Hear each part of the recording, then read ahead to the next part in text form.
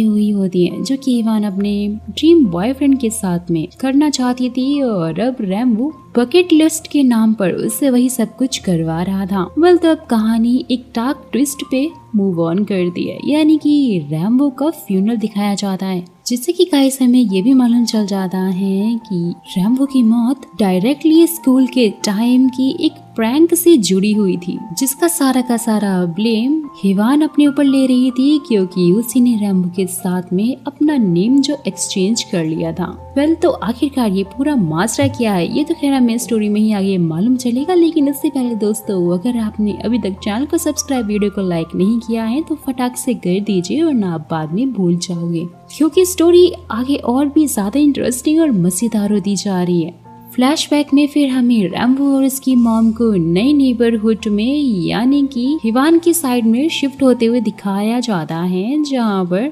हिवान भी ये नोटिस करने लग जाती है कि रैम्बो का यहाँ पर पेंटिंग की तरफ बहुत ही ज्यादा इंटरेस्ट है। लेकिन फिर जैसे ही रैम्बो उस पेंटिंग को बाहर रख रहा होता है, बाहर फेंक रहा होता है, तो हिवान भी उसे देख लेती है और हिवान के ये पूछते ही कि आखिरकार उसने ये पेंटिंग क्यों फेंकी, तो वो बोलता है कि ये पेंटिंग उसकी मॉम ने बनाई है, जो कि एक बहुत बड़ी आर्टिस्ट है। हिवान को भी पेंटिंग का बहुत ज्यादा शौक था और इसीलिए वो उसकी मॉम से जाके काफी ज्यादा रिक्वेस्ट करती है। रैम्बो की मॉम भी फाइनली उसके इतने बड़े पैशन को देखकर फाइनली उसे सिखाने के लिए भी एग्री हो जाती है, लेकिन वो उसे ये भी वार्निंग देने लग जाती है कि मैं तुम्हें स्ट्रिक्टली सिखाऊंगी, क्योंकि भाई आर्ट लेसन बहुत ही ज्यादा टफ होते हैं। तो हिवान रात देर तक बहुत ही ज्यादा प्रैक्टिस कर रही होती है और स्कूल में भी थकी हुई और ड्रेन पहुंचती है, यहाँ तक कि उसके तो कपड़ों और हाथों पे भी पेंट का कलर लगा हुआ होता है, जिसे देखकर रैम्बो भी समझ आता है कि ये लड़की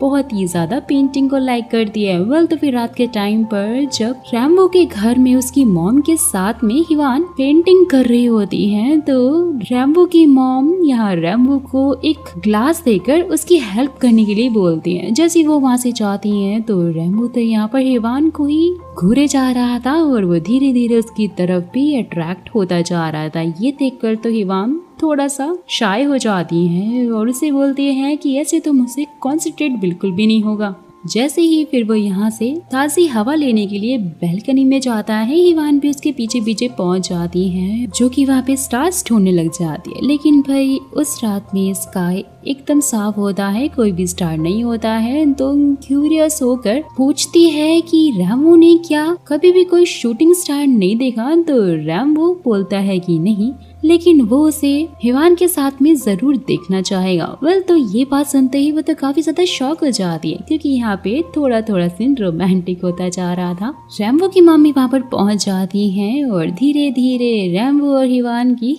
केमिस्ट्री यहाँ पे सबको नजर आने लग जाती है, क्योंकि भाई ये दोनों साथ में टाइम स्पेंड जो कर रहे होते हैं। तो नेक्स्ट सीन में होंगुक, जो कि रैम्बो का फ्रेंड था, वो एक दिन उसके साथ में अपनी फीलिंग्स को शेयर कर रहा होता है और बोलता है कि उससे हिवान की फ्रेंड यानी कि तायुन पे नहीं बल्कि हिवान पे ही क्रश है। और ये सुनते ही तो रैम्बो थोड़ा सा कंफ्यूज हो जाता है, क्योंकि यहाँ पर उसे भी समझ में नहीं आ रहा था कि आखिरकार हिवान के लिए वो भी क्या फील करता है। सीन शिफ्ट होता है और प्रेजेंट टाइम में दिखाया जाता है कि हिवान से कुछ लोगों की यहाँ पर पेंटिंग काफी ज्यादा खराब हो गई थी और उसे सही करने के चक्कर में हिवान को ही उनकी पेंटिंग करनी पड़ी, जिसे कि वो अपने पूरे दिल के साथ में करती है, जो कि उसने रैम्बो की मॉम से सीखी थी। और ये देखकर वो लोग बहुत ही ज्यादा इम्प्रेस हो जाते हैं और साथ ही उसे बहुत ही ज्यादा अप्रिशिएट भी कर रहे होते हैं। तो फिर पास्ट में स्कूल का एक और फ्लैशबैक दिखाया जाता है, जहाँ पर एक ऑकवर्ड मोमेंट क्रिएट हो जाता है।